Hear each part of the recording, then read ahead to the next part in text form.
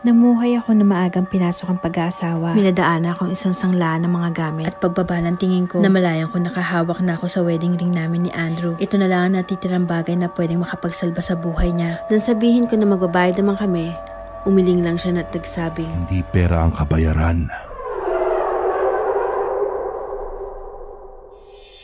Nagsindi at nagtirik ang pamilya namin ng kandila para sa puntod ni Lola. Pagkatapos ay bumalik na rin kami lahat sa van dahil biglang umambon.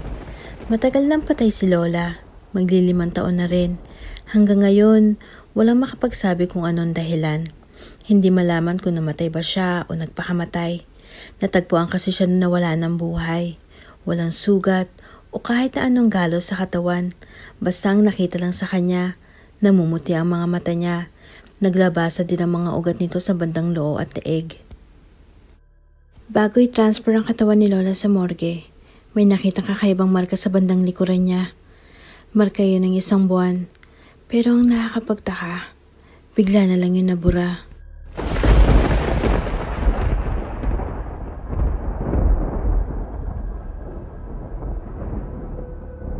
Naging malungkot ang buhay namin noon, lalo na ako. Dahil mas close ako kay Lola simula pagkabata pa lang. Nang mawala siya, umalis na rin ako sa pangangalaga ng parents ko. Kinakailangan ko ng bumukod since sumama ako makipag-live-in kay Andrew. Habang yung iba kong mga kapatid, nagpakasasa sa marangyang buhay dahil sa biglang pagkayaman ng pamilya namin. Na hanggang ngayon, sa puntong ito, hindi ko lubos malaman kung paano kami yumaman. Ang sabi sa akin ni Mama noon, lumago daw ang negosyo ni Papa, na hindi ko naman kailanman nakita yon. Sa aming magkakapatid, ako lang ang hindi nakatikim ng yaman ng mga magulang ko. Masama rin kasi ang loob nila sa akin dahil umalis ako sa pamilya namin. Ayoko rin naman kasi makipagsiksikan sa kanila. Kahit pa sinabi nila noon na bibilhan nila kami ng sariling bahay, tumanggi ako. Hindi kasi ako komportable na gumastos sila para sa amin dalawa ni Andrew. Dahil bukod sa nahihiya ako, may hinala ako noon na may tinatago sila sa amin. Ilang buwan matapos kasi mamatay si Lola noon, may mga taong dumadalaw sa bahay. Alam ko na parte yun ng isang relihiyon kasi mga bata pa lang kami, active na mga magulang namin sa mga relihiyon. Napadalas ang pagpunta ng mga taong yun sa bahay namin. Halos araw-araw nga eh. Yung tipong kumpleto nila ang isang buwan. Wala akong alam kung anong pinag-uusapan nila. Pinapalabas kasi kami ng sala kapag dumadating na sila. Yung mga kapatid ko, binibigyan ng pera para magliwalay muna sa labas. Ako naman, kusa na lang ako umaalis at pinupuntahan ko si Andrew dahil nagliligawan pa lang kami noon.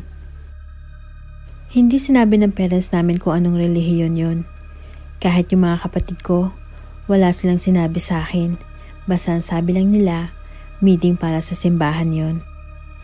Parang may pattern ng mga nangyayari. Namatay si Lola, mas lalong naging aktibo ang pamilya namin sa relihiyon. Pagkatapos ay biglang yumaman ang pamilya namin. May mga bagay talaga noon na hindi ko mapaliwanag.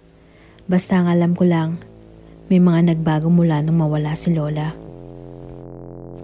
Namuhay ako na maagang pinasok ang pag-aasawa. Hindi naman ako nagsisisi sa desisyon ko. Mabait naman si Andrew. Kahit madalas kami magkautang, nakikita kong nagsisikap siya para sa amin. Nagtatrabaho bilang factory worker ang asawa ko, habang ako naman ay nasa bahay at nag-aalok ng mga paninda online. 12:00 ng tanghali noon, tirik na tirik pa ang araw. May kumatok sa bahay at pagbukas ko ng pinto, bumungad sa akin ang dalawang lalaki. Nakasuot sila ng formal at base sa patch na nasa kaliwang dibdib nila, galing sila sa simbahan. Tinanong nila ako kung willing ako makinig sa salita ng Diyos. Tumanggi ako kasi alam ko, kasabi sila nila Mama at Papa. Naisip ko rin, baka pinadala sila ng mga magulang ko para piliting magsimba sa kanila. Ang dami pa nilang pinapaliwanag sa akin noon kung ano-anong offer para lang makumbinsi ako. Pero hindi talaga ako pumayag. Hindi naman sa ayaw kong manampalataya, pero mauubos ang oras ko sa kanila kaysa maghanap buhay. Sa nakikita ko kila Mama at Papa, mas madalas pa nilang kausap yung mga sinasabi nilang tiga-simbahan kumpara sa aming mga anak nila. At ayaw kong mangyari yun kung sakaling magkaanak ako. Alis na rin sila pagtapos kong ipilit na ayoko. Napansin ko meron silang dinikit sa may pintuan namin.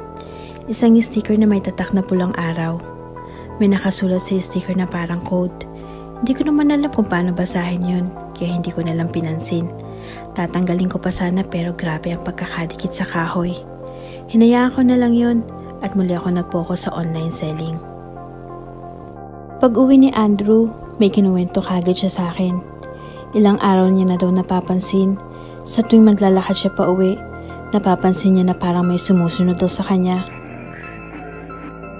Pero kapag lilingunin niya naman, bigla na lang yung nawawala. Nababahala na si Andrew sa mga ganong eksena. Pero dahil marami kaming dapat bayaran na utang, hindi siya tumigil sa pagtatrabaho. Lumipas pa ang 2 linggo ay may nangyaring hindi inaasahan. Nagkasakit si Andrew. Sa sobrang pagod sa trabaho ay bumigay ang kanyang katawan at lumabas sa resulta ng test, meron siyang pulmonya. Kinakailangan niyang i-admit sa ospital. Nung una, yun lang ang sakit niya. Pero kalaunan, lumabas din na meron siyang komplikasyon sa baga, kaya kailangan din niya maoperahan. Wala kaming kapera-pera para sa malaking halaga. Ayoko rin naman humingi sa mga magulang ko dahil alam kong susumbatan lang nila ako. Sa 2 araw pa lang ni Andrew sa ospital, malaki na agad ang kailangan bayaran. Hindi na sumasapat ang online selling ko. Habang naglalakad pa uwi para maghagilap na naman ng mauutangan, minadaanan akong isang sanglaan ng mga gamit. Unmas Pawn Shop. Sandali ako napatingala sa signboard at pagbaba ng tingin ko, namalayan ko nakahawak na ako sa wedding ring namin ni Andrew. Ito na lang ang natitirang bagay na pwedeng makapagsalba sa buhay niya. Napangiti na lang ako pero mabigat para sa akin. Sa isip-isip ko, sing-sing lang naman ito, mas mahalaga ang buhay niya. Agad kong kinausap ang lalaki nagbabantay doon. Sa gilid niya ay may isa pang lalaki na nasa edad 40 pataas. Namumukhaan ko siya. Nakasama na siya noon ng parents ko sa isang prayer meeting. Pero isang beses lang, siya si Pastor Helio. Ang pagkakarinig ko sa usapan nila ng lalaki, siya ang may-ari ng pawn shop. Nakilala rin ako ni Pastor, pero mas nag-focus ako sa pakay ko. Sinangla ko kagad ang singsing. Pagkatapos ng pirmahan ay nakuha ko kagad ang pera. Ngumiti lang ako kay Pastor at saka umalis. Masaya akong binalikan si Andrew dala ang malaking halagang pera. Wala siyang kaalam-alam sa ginawa ko. Pagdating ko sa kwarto niya, may nakita akong 2 lalaki nakapormal. Sila yung lalaking palaging dumadalaw sa bahay. Naghihintay sila sa labas ng pinto. Paglapit ko, nagmamadali silang umalis. Pero may dinikit na naman silang sticker sa may pinto. Napapailing na lang ako. Ayaw talaga nila kaming tigilan. Naipagamot ko si Andrew at ilang araw lang din ay nakabalik siya sa bahay. Buong akala ko makakabangon na kami ulit. Pero hindi ko alam. Dito na pala talaga magsisimula ang kalbaryo ng buhay ko. Magmula na makalabas ng ospital si Andrew, kung ano-ano ng weirdong mga bagay ang nangyayari. Minsan, magigising na lang ako sa madaling araw. May nararamdaman at naririnig kasi akong mga tao sa harap ng bahay namin. Para silang nagdadasal. Nang buksan ko ang pinto, may nakita akong 3 kandilang itim, pero wala ng tao. Ilang beses na nangyayari yon. Hindi ko nalang pinapaalam sa asawa ko dahil kagagaling niya lang sa sakit. May pagkakataon din na kahit naman walang tao, may naririnig akong bumubulong. Pag tinatanong ko si Andrew, wala naman daw siyang naririnig. Nakakairita. Minsan nakakakilabot yung mga bulong. Habang lumilipas ang araw, unti-unti na din gumagaling si Andrew. Dumadalas naman ang pagbalik ng mga lalaki nagpakilalang taga-simbahan. Kada punta nila sa amin, lagi silang nagdidikit ng sticker ng pulang araw sa pintuan namin. At higit sa lahat, si Andrew ang gusto nilang kausap at hindi ako. Isang pagkakataon ay hinayaan namin sila makapasok sa bahay namin. Kinausap nila si Andrew at kung ano-anong salita ng Diyos ang pinagsasabi nila. Pero habang pinagmamasdan ko sila, may iba talaga ako nararamdaman na para bang bukod sa pagkakalat ng salita ng Diyos, meron pa silang ginagawa na hindi nila masabi dahil nandun ako. Iyon na ang huling pagkakataon na nagpunta sila ng bahay. Dumaan ng 3 buwan. Wala na silang paramdam. Pero napapadala naman ang pangangamusta ng parents ko sa amin, lalo na kay Andrew, na kung tutuusin, wala naman silang dapat pakialam. Himala na nagkaroon sila ng concern sa amin dahil madalas, focus lang sila sa yaman nila. Lunes ng umaga, dumating si Pastor Helio kasama ang lalaking alalay niya sa pawn shop. Nagtaka naman ako kung bakit sila pumunta sa bahay namin, na dapat ako ang pupunta sa pawn shop nila. Mabuti na lang at wala ron si Andrew dahil nakabalik na ito sa trabaho. Kinausap ako ni Pastor Helio. Nalalapit na raw ang kabayaran. Hindi ko siya maintindihan nung una, pero meron siyang sinabi sa akin na nagbigay ng clue. Nang sabihin ko na magbabayad naman kami, umiling lang siya at nagsabing, "Hindi pera ang kabayaran. Malalaman mo sa itinakdang panahon." Bago sila umalis, binigay nila sa akin ang isang booklet na kulay itim. Meron nakalagay sa cover na Words of Samno. Dahil manipis naman, binasa ko na hanggang dulo. Nakapaloob sa booklet ang kwento ng kasunduan at pagtupad, ang pagbayad sa utang, at pagsunod sa naaayong patakaran ng relihiyon. Higit sa lahat, sinasabi sa booklet na ang kayamanan ay may kapalit na higit pa sa ginto. Wala akong naintindihan sa binasa ko, pero masama ang kutob ko. Ang hindi inaasahang pagpunta nila Pastor Helio sa bahay ay sapat na para sabihin kong hindi maganda ang nangyayari. Kinagabihan, masayang umuwi si Andrew. May pasalubong siya sa akin. Pagkatapos namin kumain ng gabi, naisip kong maglinis ng banyo. Habang nasa banyo ako, ay may narinig akong kalabog sa kwarto. Kaya napatakbo kagad ako roon. Pagdating ko, nakaamoy ako ng hindi kaaya-aya. Namalayan ko na lang na medyo nahilo ako. Napaupo ako sa pader at napasandal. Hindi na ako makagalaw pero nanatili akong gising. Natanaw ko sa sala may mga pumasok na lalaki. Mga nakaitim. Nakita ko si Pastor Helio na parang pinangungunahan niya ang grupong iyon. Gustuhin ko man gumalaw, hindi ko naman magawa. Napansin ko rin na buhat-buhat ng isa sa kanila si Andrew na wala nang malay. Nang lumapit sa akin si Pastor Helio, pinaliwanag niya sa akin ang lahat. Tinanong niya ako kung may alam ba ako sa pagyaman ng mga magulang ko at kung bakit mula noon ay parang hindi ako nakakaramdam ng pagmamahal mula sa kanila. Tumawa si Pastor Helio na parang ang layo niya sa pagiging pastor. Hindi ako makapaniwala na may ganito siyang katauhan. Pero ang mas kinagulat ko ay ang huli niya sinabi. Bukod kay Lola, ako raw ang naging kabayaran sa pagnanasa ng mga magulang ko magkaroon ng yaman. Hindi sumapat na kabayaran si Lola dahil sobra-sobra ang hiling ng mga magulang ko sa kanila. Kaya kailangan nila akong idamay sa pantubos. Lahat ng paghihirap ko mula nang bago mawala si Lola at bago makilala si Andrew ay parte lahat ng kabayaran na tinatawag na sumpa. Dadanasin ko raw ang hirap ng buhay habang pinagmamasa ng pamilya kong umaangat. Sa madaling sabi, ako ang inali ng mga magulang ko para yumaman sila.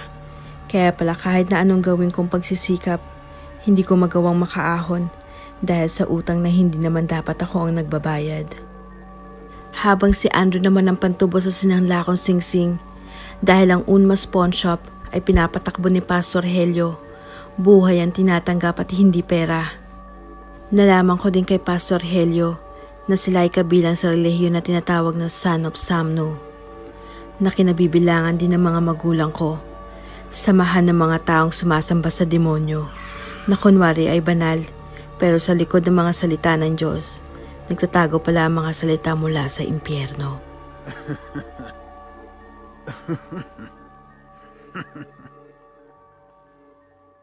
Bago umalis, ay nag-iwan muna ng paalala si Pastor Helio. Kung gusto ko raw mabawi si Andrew, kailangan ay may maipalit akong tao na mahalaga rin sa akin. Dinala nila si Andrew at mula noon ay hindi ko na nakita ang asawa ko. Lumipas ang 1 buwan, 2, hanggang sa umabot na ng 1 taon. Hindi ko matanggap ang nangyari. Masakit. Hindi ako makapaniwala na kaya akong ipagkalulo sa demonyo ng mga magulang ko para sa sarili nilang interes. Ganun pa man, masaya ako sa ideya magkakasama na kami ulit ni Andrew. Nakatayo ako ngayon sa harapan ng Unmas Pawn Shop. Nakangiti ako habang nakatanaw kay Pastor Helio sa loob. Pasensya ka na. Mas mahal ko siya kesa sa'yo. Napangiti na lang ako ng mapait habang bitbit ang 3 buwan naming anak ni Andrew nang hindi niya alam. Ngayon ko naintindihan na minsan kailangan mong may itaya para sa mas ninanais mong makuha. Tama pala sila, Mama.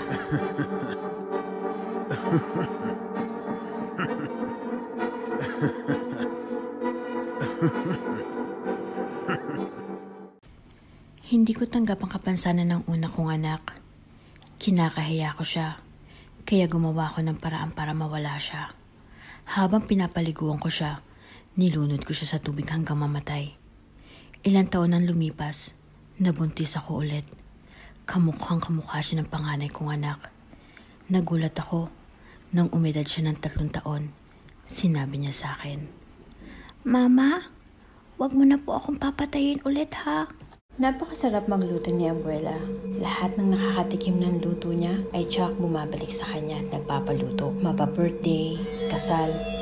Kahit nga buron nagpapaluto kay Abuela. Naisip ko, ano kayang sikreto ni Abuela? Kaya lahat nahuhumaling sa luto niya. Simple lang naman. Asin, paminta, at ang 2 garapan na priniservang mga kamay ng lola ni Abuela na si Mama Asia. Kaya lalong sumasarap ang luto ni Abuela dahil pinanghahalo niya ang 2 kamay, lalo na kapag hihahain na niya. Gulat ka, no? Yan ang sikreto ni Abuela na ipapamana niya sa akin. Ilang araw ko na din ito napapansin. Sa tuwing isi-charge ko ang cellphone ko, bago ako matulog. Paggising ko kinaumagahan, nakatanggal na yung saksakan ng charger. Ang creepy. Dahil mag-isa lang ako sa bahay. Security guard ako sa isang private school at night shift ang duty ko noon. 2 kaming naka-duty. After ng round pagtapos ng uwian, ay nakatingin na lang kami sa CCTV. Napansin namin may mga bata pa sa loob ng school, sa 2nd floor. Pinapuntahan ko yun sa kasamahan ko. Sabi ko pa sa kanya, magdahan-dahan siya para maaktuhan namin yung mga bata at para hindi magtakbuhan. Nang makarating na yung kasamahan ko sa 2nd floor, niradyo niya ako.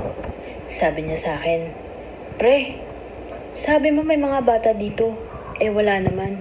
Sabi ko naman sa kanya, "Paanong wala? Andyan oh, kitang-kita ko sila, nakapalibot sa'yo."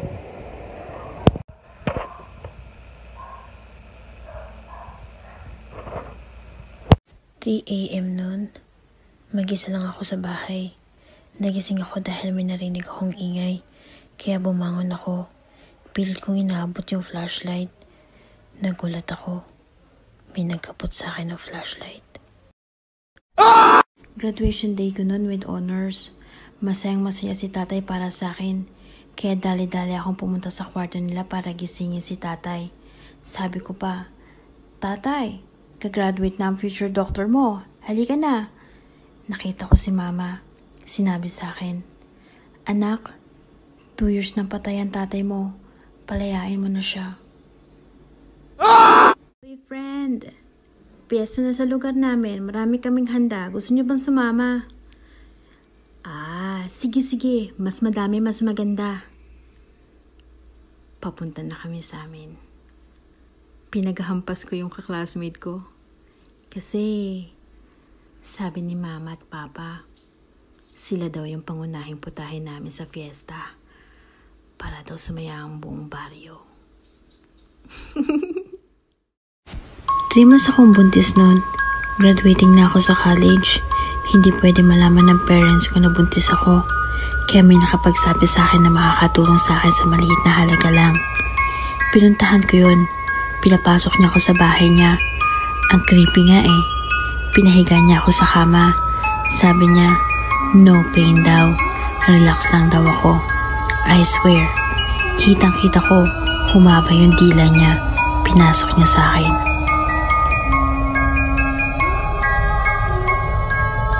Ang pangunahing trabaho ni tatay ay pangingisda. Namulat kami ng mga kapatid ko na pumapalaot si tatay paggabi at bumabalik din kinaumagahan. Pag-uwi ni tatay, tsak na maraming dalang mga sariwang karne at niluluto mga paborito naming ulam. Wala naman akong reklamo sa mga binibigay ni tatay sa amin. Hindi ko lang maiwasan di magtaka. Napaisip ako, mangingisda si tatay. Imbis na isda ang mga daladala ay mga dugo ang karne. Minsan isang araw, nagluluto si tatay na may sabaw. Napansin ko, may mga putol-putol na mga daliri ng tao. Manong, hindi niyo po ata sinusundan yung ways? Manong, hindi po ito yung destination ko. Dalhin niyo po ako doon. Manong, gusto ko na pong umuwi. 5 taon na po. Hindi na po ako grab driver. Ma'am, sorry po sa aksidente. Patawarin niyo po sana ako. Grateful ako nang mangyari ito. Umuwi ako sa bahay. Walang tao. Siguro si nanay na malengke. Ang mga kapatid ko nasa eskwela pa. Sa inip ko, naglaro ako sa bakuran namin. Naglaro ng buhangin at umakyat sa puno ng alateris na hitik sa bunga. Habang kumakain ako sa itaas ng puno, napansin kong may pumasok sa loob ng bahay namin. Parehong-pareho ng suot ko. Yung suot kong shorts, suot niya rin. Yung suot kong t-shirt, suot niya rin. Mababa sana ako ng puno nang makita ko siyang lumabas na parang may hinahanap. Hanggang sa magtago ko sa itaas ng puno, nakita ko mula sa ilalim ng puno ng alateris na nakangiti siya sa akin. Kamukhang-kamukha ko siya. Sabi nila, ang bagong bahay ay bagong simula. Pinakikisamahan, kinakaibigan, pinapakiramdaman. Unang araw ko sa bagong bahay, tila may mga matang nakatingin, nagmamasid, hindi nagpapatulog. Ikaw ba? Nakakasigurado ka ba sa pagtulog mo habang nahihimbing ka, walang nakatingin sa'yo? Madalas kami mag-away ng kapatid ko dahil sa mga kaibigan niya lagi nag-i-sleep over sa bahay namin. Kaming dalawa na lang ng kapatid ko na iwan sa Pilipinas dahil nag-migrate na sa ibang bansa ang mga magulang namin. Pinagpilinan ako ng mga magulang namin na bantayan ng kapatid ko. Okay lang sana sa akin bilang ako ang ate. Ang nakakainis lang, bukod sa lagi natutulog sa amin ng mga kabarkada ng kapatid ko, gabing-gabi pa sila ako mag-inuman at ang iingay pa ako magkwentuhan. Parati tuloy na hindi ako makatulog ng maayos. Isang gabi, nalingkungatan ako dahil sa ingay ng kwarto ng kapatid ko. Dinig ko ang malakas na lagutukan ng mga plastic bottle at mga bote ng alak. Hindi na ako nakapagtimpi. Napapalikwas na ako ng bangon sa kama ko. Dali-dali kong pinuntahan ang kwarto ng kapatid ko at pirasahang binuksan ang pinto niya. Halos mapasigaw ako sa sobrang galit ng gabing yun. Pagtungo ko sa kwarto ng kapatid ko, nagulat ako na walang tao at patay ang ilaw. Ngunit anto ng basag-basag na mga bote at ang mga yupi-yupi plastic bottle. Gumising ka nga dyan. Tulungan mo si mama. Ang dami kayang bisita. Pasigaw na sabi ng ate ko. Naririnig ko yung mga matatanda nagdadasal sa may sala. Biglang pumasok si mama sa kwarto ko. Sinabi, bumangon na daw ako. Tinanong ko anong meron. Sabi niya, 40 days ang ate mo ngayon. Sabay hagul-hagul si mama. Late na akong umuwi nung gawa ng inuman ng tropa. Nagmamadali akong pinark yung kotse ko sa may parking lot. Naalala ko kasi yung kwento sa akin ng kaibigan ko nang minsan malate din siyang umuwi. Tumakbo ako hanggang sa elevator. Sumakay ako. Pinindot ko yung number 3 kasi 3rd floor ako. Pasarado na sana yung pinto. Biglang bumukas ulit. Na para bang may sumakay. Kinilabutan ako habang sumasara yung pinto ng elevator. Pakiramdam ko parang may kasama ako. Hanggang sa may bumulong sa akin. Sabi niya, 4th floor ako. Nangako kami ni Dave na walang iwanan kahit na anong mangyari. Lagi niya ako binubulungan kung gaano niya ako kamahal. Pero ngayon, ayoko na madinig ang bulong ni Dave. Dahil matagal na itong patay. Ayaw niya pa rin akong iwan. Alam niyo ba yung pagbag? Ginagawa daw yun after mong pumunta ng lamay. Yung naglalakad-lakad ka dahil natatakot ka baka sundan ka ng kaluluwa.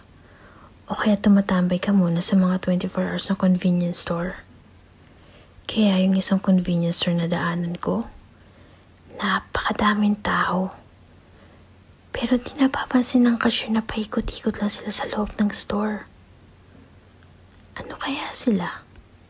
Walang ibang babaeng pwedeng lumapit sa'yo. Wala. Single ako. Alam mo pag-aari niya, napakalandi. Dinadama ko ang bawat segundo ng init ng katawan niya. Ang nararapat sa'yo, ilamera kang matanda. Pinapahirapan hanggang mawala ang kati sa katawan.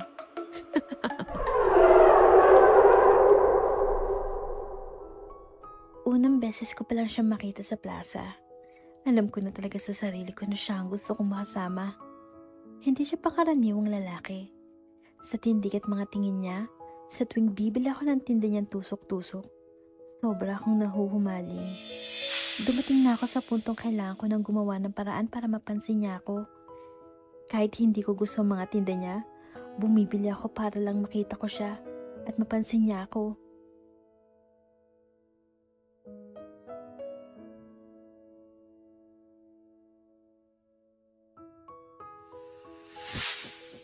Sa mga nakalipas na araw ay napadalas na ang pag-uusap namin. Rodney nga pala ang pangalan niya. Mabait, maginoo si Rodney. Higit sa lahat, masipag maghanap buhay. Mga bagay na naging dahilan, kaya lalo ko siyang nagustuhan. Dahil hindi ako papayag na may ibang babae na kumausap sa kanya, hindi na rin ako umalis ng tindahan niya hanggang magsarado siya. Naging magkaibigan kami ni Rodney dahil sa pagdikit-dikit ko sa kanya. Kung minsan nga, kahit yung simpleng pagtingin at pagsagot niya lang sa mga tanong ko, kinikilig na ako. Pakiramdam ko, sa bawat pagpansin at pagpayo niya na tumambay ako sa tindahan niya, may gusto na rin siya sa akin. Mas lalo pang lumalim ang pagtingin ko sa kanya, lalo na nung pumayag siya samahan ako magsimba. Sa sobrang saya ko noong araw na yon, pakiramdam ko, ako na ang pinakamaswerteng babae sa balat ng lupa. Hindi ko maintindihan ng sarili ko. Kasi kahit hindi ko pa naman siya nobyo, ayaw na ayaw kong lumilingon siya sa ibang babae. Linggo ng hapon nang magkatabi kami sa simbahan. Wala akong pakialam sa sinasabi ng pare. Dahil una sa lahat, hindi ako interesado sa relihiyon. Nakafocus lang ako sa maahamo at gwapong mukha ni Rodney. Pagkatapos ng misa, iniyaya ko siya kumain sa isang lugawan. Bago kami makapunta doon, may nakasulubong kaming babae. Nagkamustahan sila ni Rodney. Magkaklase pala sila nung high school. Sa pag-uusap nilang dalawa, parang nalimutan nilang andun ako. Kaya hindi ako nakapagpigil. Tahimik kong pinagmasdan ng babae. Nang makaupo na kami sa lugawan, nilingon ko ang papalayong babae na may masamang tingin. Nang gigigil ako sa kanya. Kung makatapik kay Rodney, akala mo pag-aari niya. Napakalandi. Hindi pa nakakalayo ang malanding babaeng yon. Natanaw ko, bigla siyang napayuko. Pagkatapos, meron siyang sinuka. Ngumiti lang ako at sinabi ko sa sarili ko na, buti nga sa'yo, malandi ka kasi. Lilingunin pa sana ni Rodney, pero pinilit ko siyang kumain ng in-order kong lugaw. Palihim akong nagagalak sa tuwa.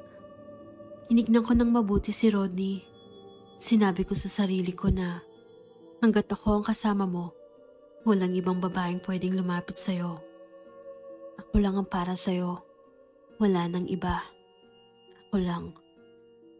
Ay, natapos ang araw na yun na walang paglagyan ng tuwa ko. Hindi na lang ako basta pinapansin ni Rodney. Naglalaan na rin siya ng oras para magkausap kami sa phone. Kapag hindi ako nakakapunta sa tindahan niya, tinatawagan ko na lang siya. Isang gabi, katatapos ng lahat ng gagawin ko, pinuntahan ko si Rodney. Malayo pa lang natanaw ko na siyang may kaakbay na babae. Nag-init agad ang ulo ko. Nagsarado ang magkabilang kamao ko. Pakiramdam ko pinagtaksilan ako ni Rodney. Hindi kaya ng mga mata kong hinahawakan siya ng ibang babae. Hindi pwede. Kailangan kong gumawa ng paraan. Mula sa kinakatayuan ko, kitang-kita ng dalawang mata ko kung paano lumikis ang malanding babaeng yon.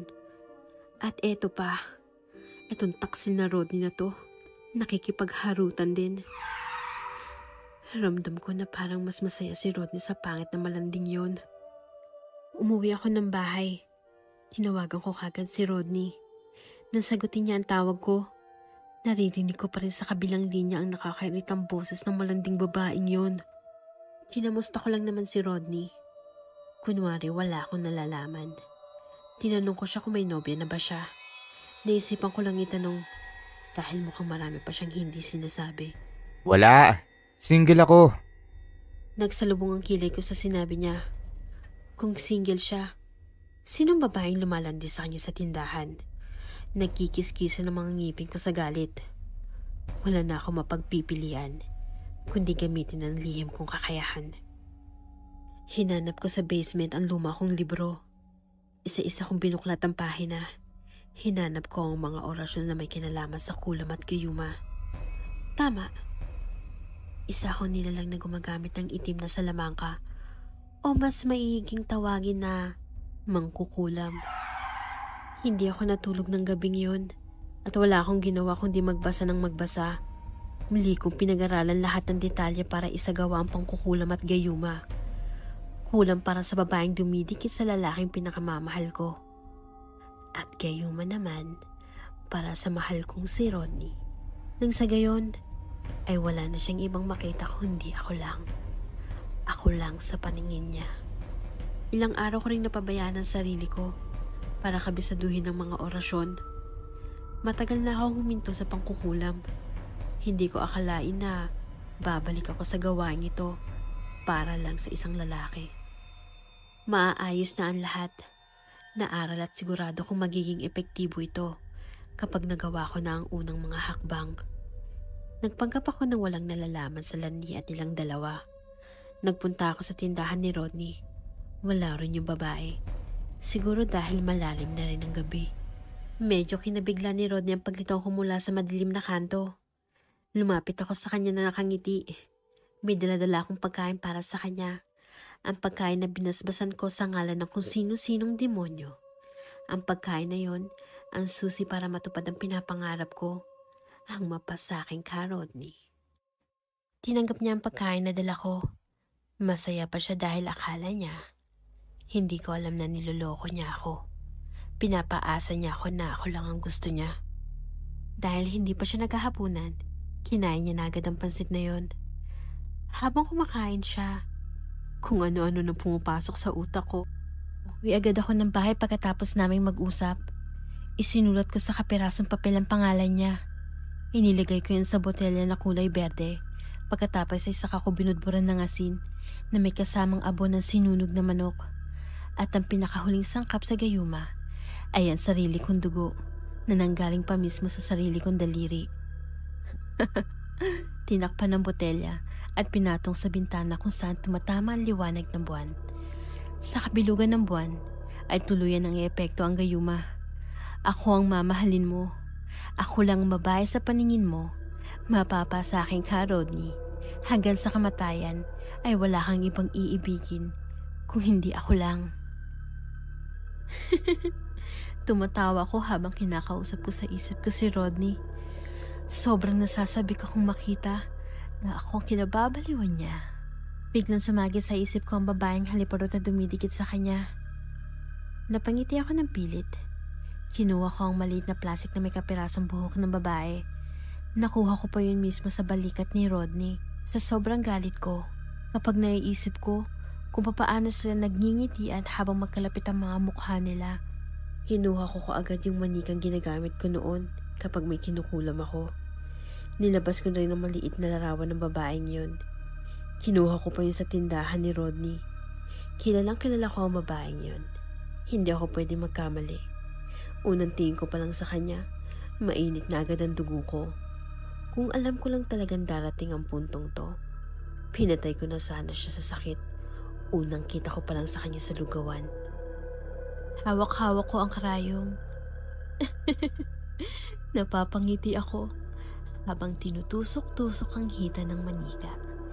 Inakyat ko ang pagtusok sa maselang bahagi niya. Dapat lang sa'yo yan. Napakalandi mo eh. May bala ka pang agawin sa akin si Rodney ha?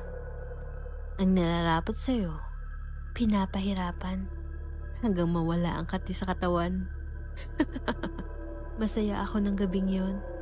May kakaibang ligaya talaga ang dulot sa akin kapag may napaparusahan akong malanding babae. Kung hindi lang ako inawat ng lola ko, baka napatay ko na yung babaeng yun. Paepa lang kasi talaga tong lola ko. Palagi na lang akong kinokontra at sinasabing mali ang pangkukulam. Ano bang mali kung gumawa ako ng paraan para mapasakan ng minamahal kong Rodney? Minsan naiinis na rin ako kay lola.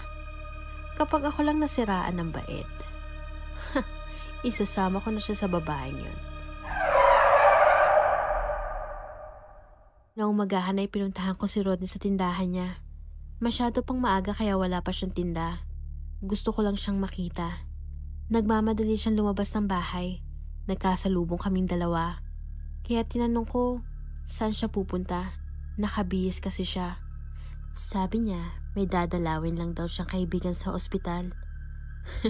Napangiti ako ng palihim dahil alam ko na kung sino yun. Nagpatay mali siya lang ako. Sinabi ko gusto kong sumama. Ayaw pa nga sana niya pero hindi ko siya nilubayan kaya wala na rin siyang nagawa. Pagdating namin ng ospital, nagmamadali kaming pinuntahan ng room ng sinabi niyang kaibigan. Rose daw ang pangalan. Rinig kong sinabi niya sa nurse. Nang marating namin ang kwarto ng babae, bumungad siya sa amin na namimilipit sa sakit. May kasama si Rose na 2 lalaki. Kapatid niya ata. Narinig kong kinausap ng doktor si Rodney. Ang sabi ng doktor, nakakita raw sila ng pamamaga sa ari ni Rose. Tapos sa hita naman ay may mga bukol na bigla nilang tumitibok. Habang nag-uusap sila, lumabas na ako ng kwarto. Humahalakak ako ng tawa nang bumababa na ako ng hagdanan. Ay, sa wakas, mawawala na rin sa eksena ang babaeng malandi na si Rose.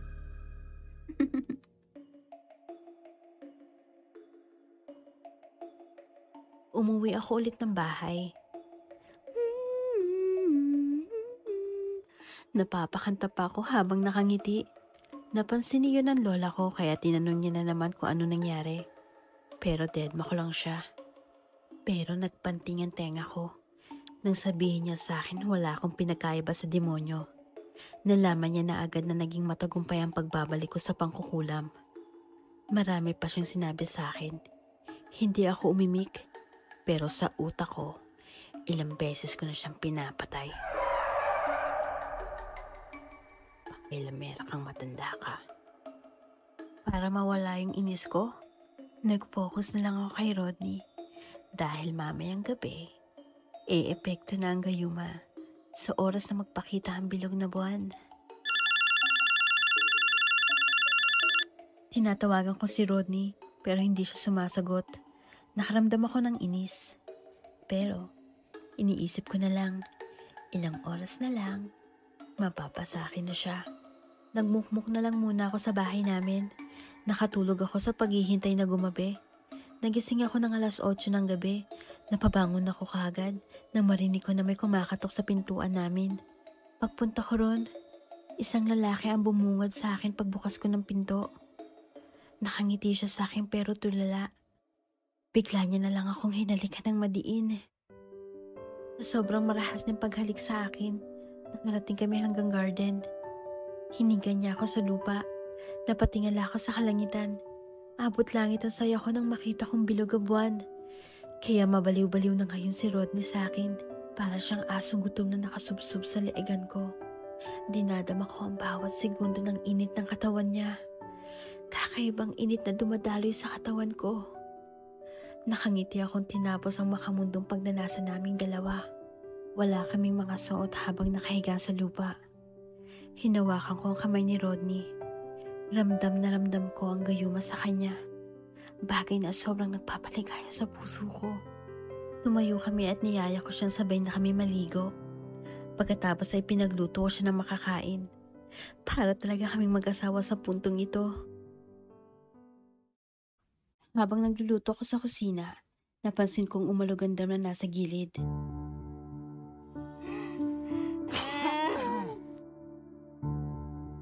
Napangisi na lang ako. Buti nga sa kanya yan. Masyado kasing pakilamera. Mamamatay na siya dyan. kasama ng mga daga. Binalikan ko si Rodney sa lamesa. Hinahin ko sa kanya ang pagkain para lang talaga sa kanya. Nakangiti siya sa akin.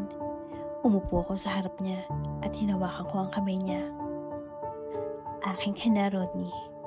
Hindi ka na pwedeng maagaw pa ng iba. Dahil nasa ilalim ka ng kapangyarihan ng gayuma. Kahit na anong gawin mo, ako lang ang iibigin mo. Ngumiti siya sa akin.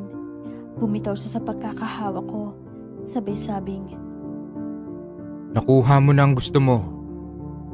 lumakas ang tibok ng puso ko at bahagyang nanlaki ang mga mata ko.